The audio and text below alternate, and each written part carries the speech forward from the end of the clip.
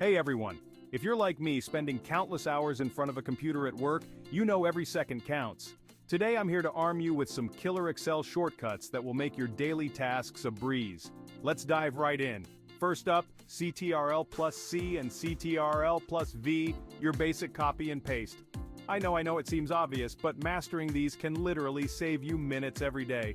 That's time you could be spending on your coffee break. Now let's talk about navigation. Instead of scrolling endlessly, hit CTRL plus arrow key. This nifty shortcut will shoot you across your data to the next filled cell in any direction. It's like teleporting through your spreadsheet. Alright, moving on to the big guns. CTRL plus Shift plus L.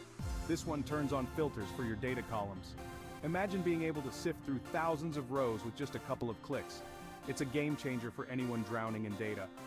But what about selecting a large data set? Click on the first cell, hold Shift, and then select the last cell in your range. Or, for the power users, CTRL plus Shift plus arrow key will expand your selection in any direction till it hits an empty cell. It's perfect for quick edits or format changes. And here's a personal favorite, ALT plus equal sign. This automatically sums up all numbers in a column or row, no formulas required. It's like having a math wizard right at your fingertips. Lastly, for those who love keeping their sheets spick and span, CTRL plus page up and CTRL plus page down let you navigate between worksheets effortlessly. It's like flipping through the pages of a book but with your reports and data. So, there you have it. Some quick, easy Excel shortcuts to save time and boost your productivity at work.